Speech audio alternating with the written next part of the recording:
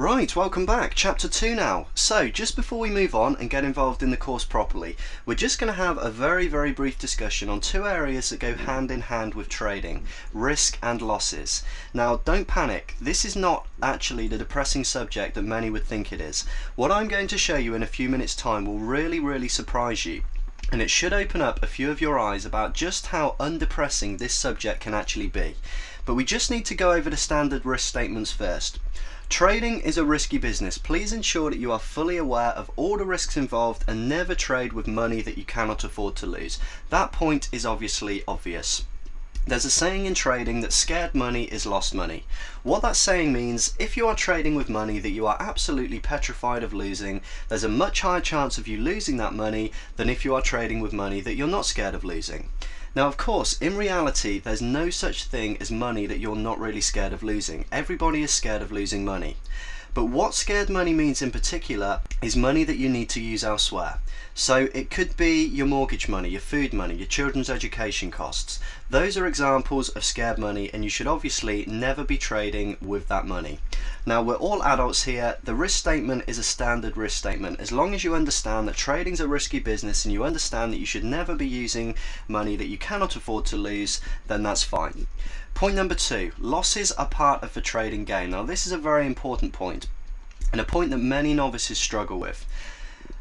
Most novices believe that a good trader or a good trading system should be able to produce almost zero losses. That is just not possible.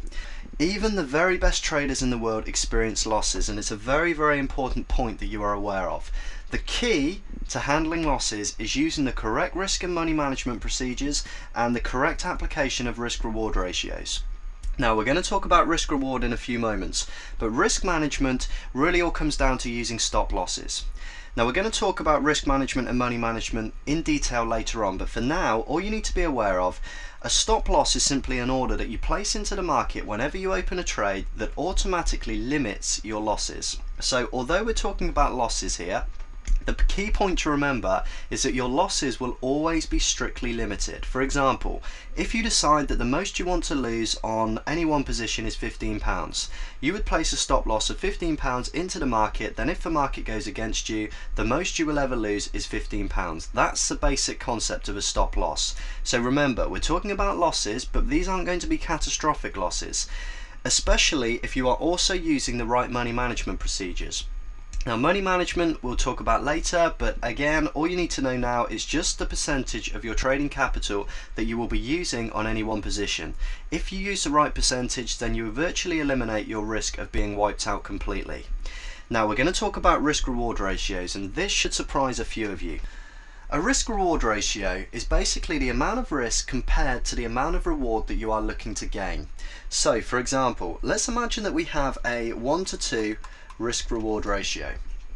That would mean that for every £1 of risk, we would be looking to gain £2 at a minimum.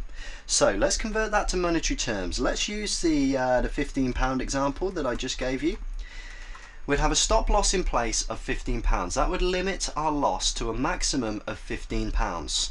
If we were using a 1:2 risk-reward ratio, that would mean that we would be looking to gain £30 in return. If we've got a £15 maximum stop loss, we would be looking to gain £30 at a minimum. That's a 1:2 risk-reward ratio. Now, let's imagine that our methods produce a 50% success ratio.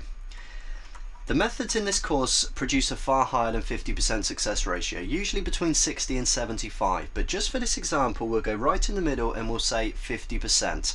So out of every 2 trades, 1 will win, 1 will lose. Let's also say that we've made 20 trades in this particular month. That would mean that 10 would have won and 10 would have lost. That's a 50% success ratio. Now, let's convert these figures back over onto the left, back into monetary terms. 10 losers would have meant that we would have lost £150 because the maximum loss, remember, is limited to £15. 10 winners would have meant a gain of £300 at a minimum, providing we are using a 1:2 risk-reward ratio. Now, a very quick calculation, you can see that that equals plus £150. Now, I hope you can see what I'm doing here, and I hope that this has surprised you slightly, because as you can see on screen here, even though we've got a very low success ratio, a meager 50%, halfway in between, and we've got a very low risk-reward ratio, 1 to 2, even though we are using those very low figures, we can still come out ahead at the end of the month. That is how professionals trade. We trade according to risk management, money management, and risk reward ratios. So, point number 2, you can see losses are part of the trading game. That's very true. But if you remember, I told you about why this subject is not depressing, and here is why. Simply because even with low success ratios and low risk reward ratios, we can still come out ahead at the end of the month just by using the correct application of these things here: risk management, money management, and risk reward ratios. That is how it works. So we don't need to have a system that produces 99% success ratios. We don't need to be going for huge big kills on every trade. We can just go for standard 1 to 2 risk reward ratios, and we can go for a 50% success ratio, and we will still come out ahead at the end of the month. That is why losses do not concern professional traders.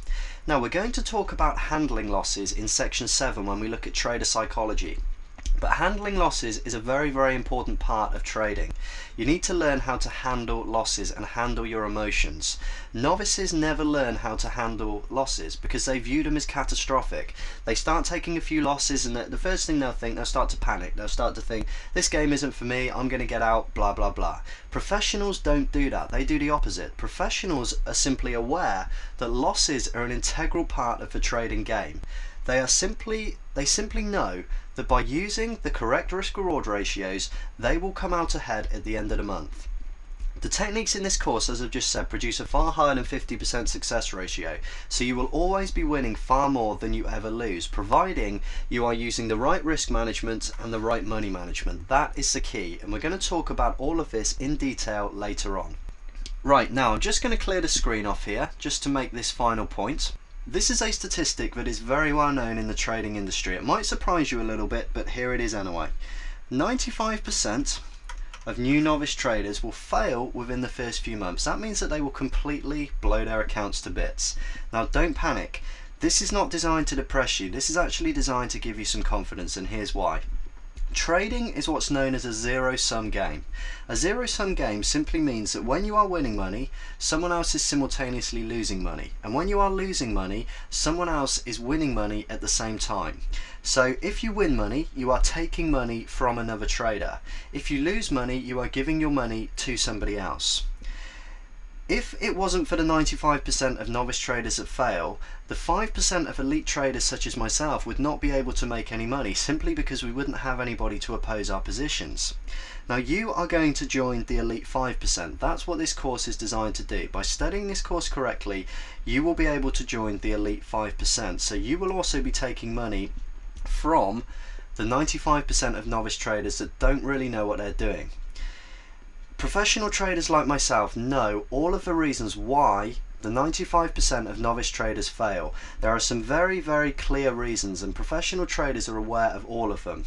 Now I'm going to be giving you these reasons regularly throughout the course. At random places, I'm just going to be going over all of the reasons why novice traders tend to fail. Then right at the end of the course, we will summarize everything in a summary.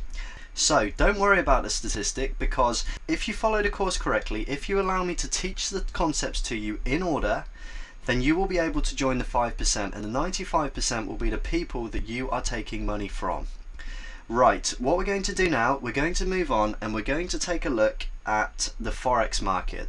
This is a market that we're going to be trading in, so it obviously makes a bit of sense just to have a bit more information on that particular market. That's what we're going to look at next. I'll see you there.